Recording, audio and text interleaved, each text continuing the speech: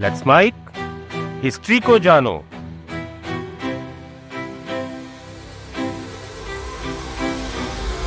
12वीं सदी के आखिर में एक ऐसा योद्धा उभरा जिसने बिखरी हुई मंगोल जनजातियों को एकजुट कर दिया।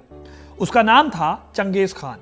इतिहास में चंगेज खान न सिर्फ एक महान विजेता के रूप में बल्कि एक ऐसे नेता के रूप में भी याद किए जाते हैं जिन्होंने दुनिया के सबसे बड़े साम्राज्य यानी मंगोल साम्राज्य की नींव रखी। चंगेज खान का जन्म करीब 1162 ईस्वी में तेमुजिन नाम से हुआ था। उनके पिता यगुसई बोरजिगिन नाम के कुल से ताल्लुक रखते थे, जो उस समय की कई मंगोल जनजातियों में से एक हुआ करती थी। लेकिन चंगेज खान ने जितना बड़ा एम्पायर खड़ा किया, उतना ही बड़ा और महान उनका परिवार भी था। एक टाइम था जब चंगेज खान के बाद उनके बेटों और उनके पोतों ने दुनिया के बड़े हिस्से पर फतह की। हो सकता है आप में से कई लोग उन राजाओं के नाम सुन चुके हो, लेकिन वो चंगेज खान से जुड़े हुए हैं ये आपको शायद ही पता होगा। इसीलिए आज मैं आपको चंगेज खान के फैमिली ट्री के बारे में बताऊंगा, उसके पूर्वजों से लेकर बेटों, पोतों और वंशजों तक। चंगेज खान के पिता यगुसई कौन थे, उनका कबीला कौन सा था और कैसे उनके चारों बेटों जोची, चगताई, युगोदई और तोलुई ने चंगेज खान के बाद महान मंगोल साम्राज्य को संभाला। ये जानना इसलिए भी जरूरी है और इंटरेस्टिंग भी है क्योंकि 13वीं सदी में मंगोल साम्राज्य की स्थापना हुई थी और चंगेज खान के उत्तराधिकारी 1920 तक किसी न किसी हिस्से पर, दुनिया के किसी न किसी हिस्से पर शासन कर रहे थे। और मंगोल साम्राज्य की स्थापना करने वाला चंगेज खान खुद एक बहुत बड़ी ट्राइब से जुड़ा हुआ था। तो इस पूरी कहानी को जानने के लिए वीडियो को एंड तक जरूर देखिएगा, क्योंकि अपना इतिहास नहीं जानोगे तो खुद को कैसे पहचानोगे। चंगेज खान का जन्म मंगोल की बोरजिगिन कबीले में हुआ था, इसलिए उनके राजवंश को अक्सर बोरजिगिन का घर कहा जाता है। लेकिन इस कबीले का इतिहास बहुत ज्यादा पुराना नहीं है। चंगेज खान के आने से पहले यह कबीला क्या करता था, कहाँ इसकी जड़ें हैं, इस बारे में सबसे पुरानी जानकारी मिलती है बोंडोचर नाम के एक कबीले से। उससे पहले के क्लैन के बारे में ज्यादा जानकारी नहीं मिलती। बोंडोचर 10वीं सदी का एक कबीला था और इसी कबीले से 13वीं सदी में चंगेज खान का परिवार जुड़ा हुआ था। चंगेज खान से पहले मंगोलिया नाम से कोई जगह हुआ नहीं करती थी, बल्कि ये पूरा एक बहुत बड़ा लैंड था जिसमें कई मंगोल जनजातियां रहती थी और ये घूमती रहती थी। चंगेज खान के पूर्वजों ने इन जनजातियों को एक करने की सोची थी, लेकिन ऐसा हो नहीं पाया। चंगेज खान के परदादा का नाम था खाबुल खान। उन्होंने भी खमाग यानी मंगोल के खान की उपाधि धारण की थी, जिसका मतलब होता है सभी मंगोलों का नेता। खाबुल खान के टाइम पर मंगोलों की ज्यादातर ट्राइब्स एक हो गई थी। उनकी इस कोशिश के बदौलत ही खाबुल खान को चीनी सम्राट ने बीजिंग बुलाया था। लेकिन अभी भी कई ट्राइब्स थी जो कि एक नहीं हुई थी। ये ट्राइब्स आपस में लड़ती रहती थी और एक दूसरे के ऊपर कंट्रोल करने की कोशिश करती थी। खाबुल खान के बाद पहले उनके भाई अंबागई खान को मौका मिला इस गद्दी को संभालने का, और फिर उनके बाद आया उनके बेटे होतुला खान का टाइम। होतुला खान ने चीनियों से लड़ाई लड़ी, लेकिन इसके बाद धीरे धीरे सारे कबीले जो पहले एक हो गए थे वो अलग अलग हो गए। फिर होतुला खान के बाद चंगेज खान के पिता का दौर आया। उनका नाम था यगुसई खान। उन्होंने काफी कोशिश की सभी कबीलों को एक करने की। चंगेज के पिता ने अपनी काबिलियत को साबित करने के लिए अपने एक दुश्मन की वाइफ को किडनैप किया था। फिर 1159 में उन्होंने उससे शादी कर दी। इसी महिला से 1160 से 62 के आसपास जन्म होता है तेमुजिन का, जिसे आगे चलकर चंगेज खान कहा गया। लेकिन दोस्तों, चंगेज खान जब सिर्फ 10 साल के थे उस वक्त उनके पिता येगुसई को जहर देकर मार दिया गया। कहा जाता है कि बचपन में चंगेज खान की हथेली पर खून का एक थक्का जमा हुआ था। उसे देखकर लोग कहते थे कि एक दिन वो बड़ा नेता बनेगा। उनकी ये मान्यता थी। फिर आपको पता है कि चंगेज खान ने बड़े पैमाने पर मंगोलों को एक किया, चंगेज खान की उपाधि धारण की। अब चंगेज खान बड़ा होता है और जब वो 16 साल का हुआ तो उसने बोरते नाम की एक लड़की से शादी की। ये शादी उसके पिता ने तय की थी। इस शादी में चंगेज खान ने दहेज में अपने पिता के सौतेले भाई तुगरिल खान से एक ट्रीटी की और उसका साथ मांगा। तुगरिल खान ने भी चंगेज खान का साथ दिया। इस शादी के बाद से चंगेज खान के दिन बदल गए। हुआ यह कि जिस कबीले से चंगेज खान की मां आती थी, उस कबीले ने चंगेज खान पर हमला कर दिया। इस हमले में चंगेज खान की पत्नी बोरते को किडनैप कर लिया गया। यह वो घटना थी जिसने चंगेज खान को आगे चलकर वर्ल्ड लीडर बना दिया। इस घटना में हुआ ये कि जब उसकी पत्नी किडनैप हुई तो तेमुजिन ने अपने लोगों को इकट्ठा किया। इसमें तुगरिल खान भी था और चंगेज खान का सगा भाई जमूखा भी था। चंगेज खान ने बहादुरी दिखाते हुए अपनी पत्नी को बचा लिया और इस तरह से चंगेज खान अपने कबीले में एक पॉपुलर नेता के तौर पर निकलकर सामने आया। इसके बाद 1189 में चंगेज खान को मिली चंगेज खान की उपाधि। हालांकि इस टाइम तक चंगेज खान के अपने भाई और तुगरिल खान ने उसका साथ छोड़ दिया। फिर चंगेज खान ने अपनी एक सेना बनाई और एक एक करके सबको हरा दिया। साल 1206 तक आते आते उसने सभी मंगोल जनजातियों को एक कर दिया था। इसी साल कुरुलताई नाम की ट्राइब थी जिसमें उसे सभी मंगोलों के खान के रूप में ट्राइब के रूप में चुना गया। दोस्तों, चंगेज खान ने बड़े पैमाने पर जंग लड़ी और जीती। उसने इस आधार पर कई साम्राज्यों को हराया, शहरों को तबाह कर दिया। इसमें ख्वारिज्म पर अटैक सबसे भयानक माना जाता है। इन्होंने सेंट्रल एशिया में कारा खिताई, फारस में ख्वारिज्म, पश्चिमी जिया और चाइना में जिन एम्पायर को हराया। अब चंगेज खान के बहुत सारे बेटे थे, लेकिन मंगोल परंपरा कहती थी कि उसकी मुख्य पत्नी के बच्चे ही उसके उत्तराधिकारी हो सकते थे। चंगेज खान की मुख्य पत्नी बोटे थी। उससे चंगेज खान को हुए थे 4 बेटे। अभी आप जो चार्ट देख रहे हैं ये चंगेज खान की फैमिली ट्री है। इसे देखकर ही आप समझ गए होंगे कि ये काफी फैला हुआ खानदान है और हम एक एक करके अब चंगेज खान के इस फैमिली ट्री को देखेंगे और जानेंगे कि कैसे चंगेज खान ने आगे चलकर हलाकू और कुबलई खान ने इस परिवार को दुनिया के सबसे खतरनाक और खूंखार लड़ाका खानदान में से एक बना दिया। यही नहीं, जब चंगेज खान ने इस्लाम नहीं अपनाया था तो इस खानदान को मुस्लिम बनाने वाला सदस्य कौन था, ये भी अभी आपको आगे पता चल जाएगा।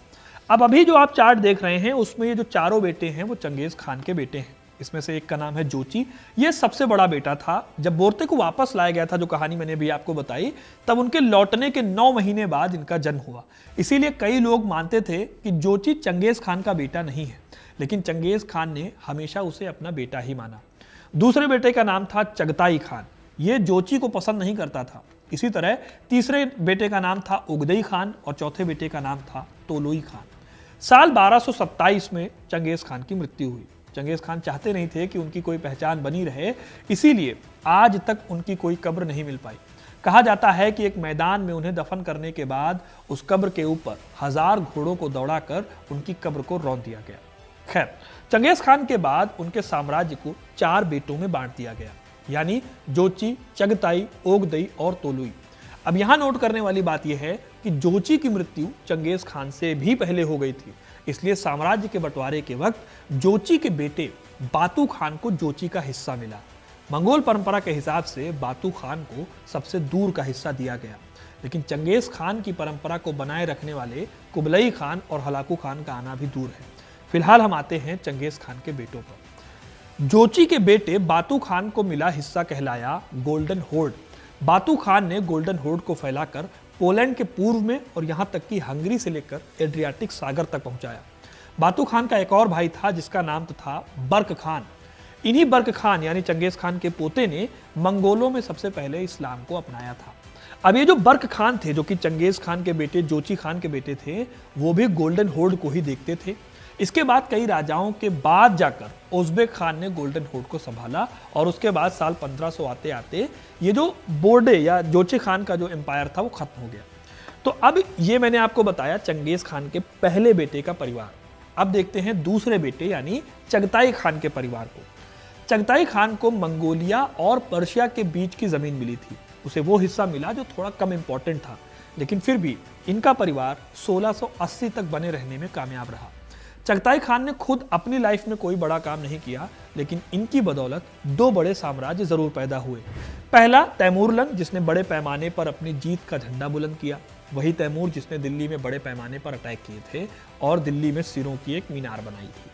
दूसरा साम्राज्य था बाबर का, जो इसी एम्पायर से रिलेटेड है। बाबर के द्वारा शुरू किया गया मुगल एम्पायर भारत में पनपा और इतिहास के सबसे अमीर एम्पायर्स में से एक बन गया। तो अब आते हैं हम चंगेज खान के तीसरे बेटे पर, जिनका नाम था ओगदई खान। ओगदई खान ने भी चंगेज खान की विरासत को आगे बढ़ाया और कई अलग अलग जगहों पर जीत हासिल की। उसने काराकोरम के पास अपनी राजधानी बनाई और अपने साम्राज्य को पोलैंड तक फैलाया। इस दौरान वो अपने भतीजे और बड़े भाई जोची के बेटे बातू खान के साथ ईस्टर्न और मिडिल यूरोप में एक साथ लड़ाई लड़ा। हालांकि हंगरी पर हमले के दौरान ओगदेई खान की मौत हो गई, जिसके बाद बातू खान ने अपने अभियान को रोक दिया। इसके पीछे एक दिलचस्प कहानी भी है। कहा जाता है कि अगर ओगदेई खान की मौत नहीं होती तो बातू शायद पूरे रोम पर अपना कब्जा जमा लेता। दोस्तों, ओगदेई खान के बारे में कहा जाता है कि वो बहुत ज़्यादा लती थे शराब के। वो इतनी शराब पीते थे कि उनके प्याले गिनने के लिए एक नौकर लगा होता था। साल 1241 में जब उसकी मौत होने वाली थी तो उसने अपने पोते को अपना वारिस बनाना चाहा, लेकिन उसकी बीवी ने अपने बेटे गयूक खान को राजा बनाने की कोशिश की। अब गयूक खान जो है वो बहुत ही खूंखार राजकुमार थे, इसलिए कई लोग नहीं चाहते थे कि वो राजा बने। बातू खान ने भी उनको सपोर्ट नहीं किया। इसके चलते गयूक खान बातू को गिरफ्तार करने के लिए सेना लेकर चल दिया, लेकिन रास्ते में ही गयूक खान की मौत हो गई, क्योंकि वो भी अपने पिता पर गए थे और बहुत ज़्यादा शराब पीते थे। उसे कई हेल्थ इश्यूज थे। खैर, इस वजह से हुआ ये कि ओगदेई खान के साम्राज्य को लंबे टाइम तक इंतजार करना पड़ा अपने उत्तराधिकारी के लिए। अब हम बात करते हैं चंगेज खान के चौथे बेटे की, जिनका नाम था तोलोई खान। मंगोल परंपरा के हिसाब से उन्हें मंगोलिया और पश्चिमी चीन के केंद्र में अपने पिता की संपत्ति मिली, लेकिन दिक्कत यह थी कि तोलोई खान की मौत काफी पहले हो गई थी, ओगदेई खान से भी पहले। इसके पीछे एक दिलचस्प कहानी भी है। कहानी यह है कि एक बार ओगदेई खान बहुत बीमार पड़े तो ओझाओं ने सुझाया कि अगर कोई ओगदेई के बदले अपनी जान दे सके तो उसकी जान को बचाया जा सकता है। यह सुनकर तोलोई खान ने अपने भाई के लिए अपनी जान दे दी। इसके बाद ओगदेई खान 10 साल तक जिंदा रहे थे। फिर तो मैंने आपको बताया था कि उनकी मौत कैसे हुई और आगे क्या हुआ। लेकिन अगर आगे की कहानी मैं आपको बताऊं तो तोलोई खान की पत्नी सोरकाकतानी वो महिला थी जिन्होंने मंगोल साम्राज्य को आगे बढ़ाने में बहुत अहम रोल निभाया। ओगदेई खान ने सोरकाकतानी को अपने बेटे मोंगके की जगह पर सत्ता पर बिठाया। सोरकाकतानी बहुत जनरस महिला थी। उन्होंने मस्जिदें बनवाई और मदरसे बनवाए और अपने परिवार को मुश्किल टाइम में एक किया। जब खान की मृत्यु हुई थी तब उन्होंने गयूक खान को चुनने के लिए कुरुलताई को बुलाया था। गयूक खान के बाद बातू खान की मदद से उसने अपने बेटे मोंगके को सिंहासन पर बिठाया। मोंगके खान ने भी मंगोलों के विजय रथ को आगे बढ़ाया। इन्हीं मोंगके खान का एक भाई था हलाकू खान। ये वही हलाकू खान थे जिन्होंने मिडिल ईस्ट पर कब्जा किया था और उस समय दुनिया के सबसे बड़े शहर बगदाद को तबाह करके इस्लाम के गोल्डन पीरियड अब्बासिद खलीफा का अंत कर दिया था। इन्हीं हलाकू खान के भाई थे कुबलई खान, जिन्होंने चाइना को जीतकर चाइना पर कब्जा कर दिया था। मोंगके खान के बाद उनके भाई कुबलई खान मंगोल साम्राज्य के 5वें खगान बन गए।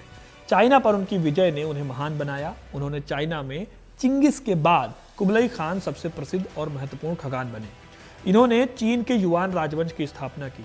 यहाँ ध्यान देने वाली दिलचस्प बात यह है कि उनकी बेटी राजकुमारी जेगुक की शादी कोरिया के राजा से हुई थी। इसीलिए गोरियो साम्राज्य के शेष शासक कुबलई के वंशज थे और इसीलिए वो भी चंगेज खान के वंशज थे। इसके बाद खगान की उपाधि का उपयोग उनके अलग अलग वंशजों द्वारा किया गया, लेकिन वास्तव में मंगोल साम्राज्य अब तक खत्म हो चुका था। हालांकि चंगेज खान के परिवार से जुड़ा कोई ना कोई मंगोल जरूर कहीं ना कहीं राज करता रहा। कुबलई खान के बाद के सभी वंशज आपसी लड़ाई के चलते खत्म हो गए। हालांकि फिर भी चंगेज खान के आखिरी वंशज 1920 तक राज करते रहे। आखिरी वंशज बुखारा के अमीर सैयद मीर मोहम्मद अलीम खान थे, जिन्हें 1920 में रूसियों ने उखाड़ फेंका था।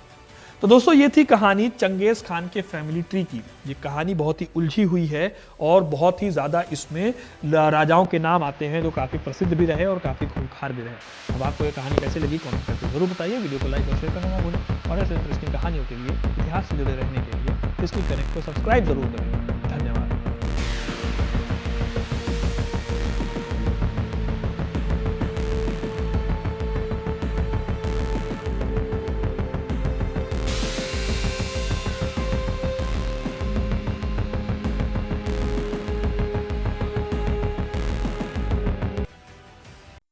आप सुन रहे थे let's mic more than radio. Follow कीजिए हमें हमारे सोशल मीडिया प्लेटफॉर्म्स पर। Marketing strategies, corporate stories, brand building ideas, marketing case studies और इनोवेशन एक अलग पर्सपेक्टिव से, जो आपने कभी नहीं सुना होगा। Let's mic more than radio लेकर आ रहे हैं एक ऐसा ही unique show for all marketing aspirants, professionals, startups and entrepreneurs. Every Saturday at 11 a.m. The Marketing Show with Dr. Shekhar Trivedi, streaming exclusively on Let's Mic app and YouTube channel. इसे radio पे सुनने के लिए download करें Let's Mic app और visit www.letsmike.com। Let's mic, अब खबरें radio app पे। ये है मोर दैन रेडियो।